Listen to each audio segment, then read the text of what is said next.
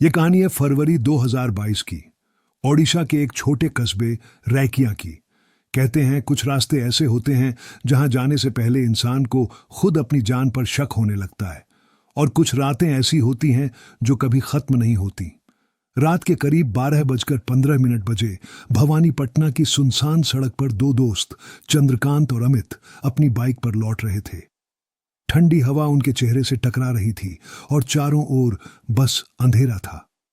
अचानक पीछे से एक तेज सायरन सुनाई दिया। एक पीसीआर वैन उनके पास आकर रुकी।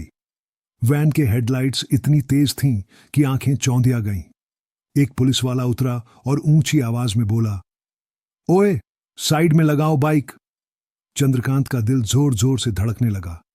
रात के सन्नाटे में पुलिस का इस तरह रोकना उसे अजीब लगा। दोनों ने बाइक रोकी। दो पुलिस वाले नीचे उतरे और पूछा, कहां से आ रहे हो? इतनी रात को क्या कर रहे हो? चंद्रकांत बोला, सर, हम रैकिया जा रहे हैं। बस, रैकिया शब्द सुनते ही पुलिस वालों के चेहरे का रंग उड़ गया। इंस्पेक्टर वैन से उतरा और गंभीर आवाज में बोला, इतनी रात को उस रास्ते से जा रहे हो? क्या बहुत जरूरी काम है? अमित ने हिचकिचाते हुए कहा, सर, ऑफिस का काम है। इंस्पेक्टर कुछ देर तक चुप रहा, फिर बोला, ठीक है, पर पहले तुम्हारी फोटो लेनी पड़ेगी, बाइक नंबर की भी। वो फोटो लेकर बोला, जाओ, लेकिन याद रखना, अगर कुछ हो गया तो हम जिम्मेदार नहीं होंगे। वो लाइन सुनकर चंद्रकांत के भीतर कुछ टूट सा गया, पर उन्होंने बाइक स्टार्ट की और आगे निकल पड़े। कहानी की शुरुआत 23 फरवरी 2022 से होती है। दोनों दोस्त चंद्रकांत और अमित बचपन से साथ थे।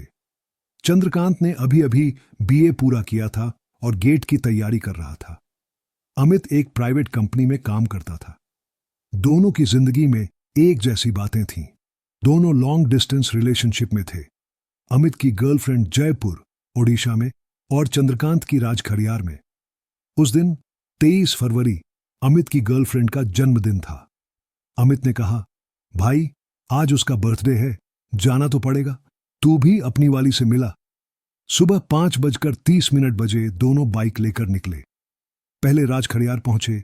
वहां चंद्रकांत ने अपनी गर्लफ्रेंड से मुलाकात की। फिर शाम होते होते वे जयपुर पहुंच गए।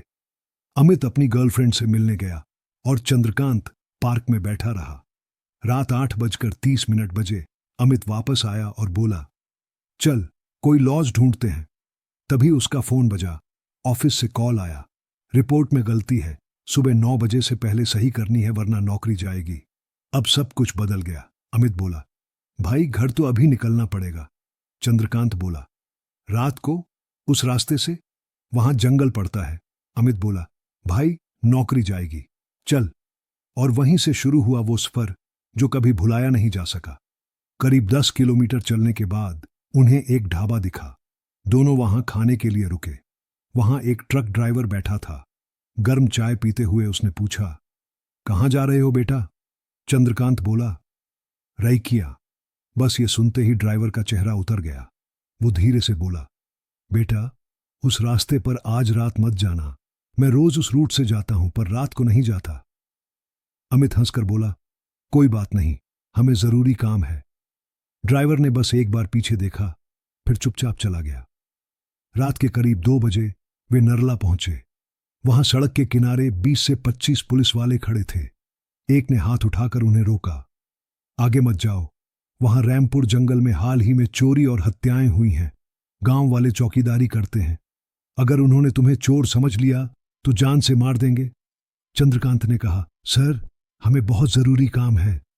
पुलिस वाले बोले, ठीक है, पर अगर गांव वाले रोकें तो भागना मत। उन्होंने सिर हिलाया और आगे बढ़ गए। थोड़ी दूर गए ही थे कि तेज बारिश शुरू हो गई। हवा में ठंड घुल गई। दोनों ने एक गौशाला जैसे शेड के नीचे बाइक रोकी। चंद्रकांत पूरी तरह भीग गया। बारिश रुकी तो उसने मुड़कर कहा, चलो अब निकलते हैं। लेकिन जब उसने अमित की तरफ देखा, वो एकदम सूखा था, ना बाल भीगे ना कपड़े। चंद्रकांत बोला, तू भीगा नहीं? अमित मुस्कुराया और बोला, छोड़ ना भाई, चल जल्दी। उस पल चंद्रकांत के भीतर एक ठंडी सिहरन दौड़ गई। 3 किलोमीटर आगे सड़क के बीच गांव वालों की भीड़ थी। हाथों में डंडे, टॉर्च और लालटेन। उन्होंने बाइक रोकी। एक ने पूछा, कहाँ जा रहे हो इतनी रात को? चंद्रकांत बोला, रैकिया। गांव वाला बोला, तुम अकेले जा रहे हो? नहीं, मेरा दोस्त पीछे बैठा है। वो बोला, कौन दोस्त? पीछे तो कोई नहीं है। चंद्रकांत ने पलट कर देखा, बाइक की पिछली सीट खाली थी। वो जगह जहां अमित बैठा था अब खाली थी। सिर्फ पानी की कुछ बूंदें चमक रही थीं।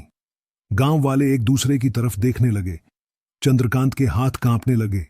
तभी दूर से एक टाटा सूमो आती दिखी। वो रुकती है और उसमें से अमित उतरता है। अमित बोला, भाई, तू मुझे पुलिस चौकी पर छोड़ आया था, मैं बात कर रहा था। चंद्रकांत कुछ नहीं बोला, बस उसे बाइक पर बैठाया और चल पड़ा। रात करीब 3 बजे वे दुमेड़ी बांध के पास पहुंचे। यहां का जंगल बहुत घना था।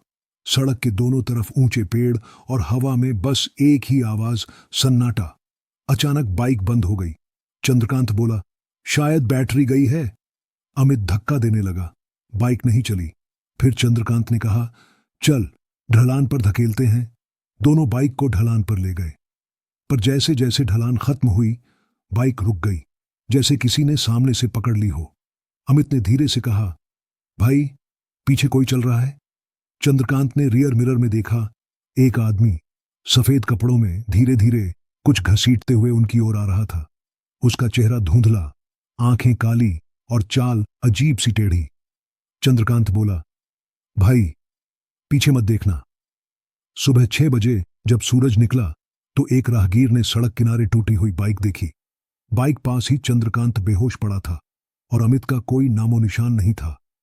चंद्रकांत जब होश में आया, वो बस एक ही बात दोहराता रहा, वो बारिश में भीगा नहीं था।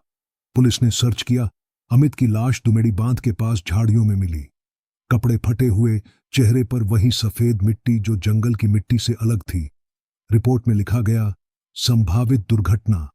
पर गांव वाले आज भी कहते हैं, रैकिया रोड पर रात को अगर कोई बाइक में 2 लोग जाए तो आधे रास्ते पर सिर्फ एक ही लौटता है।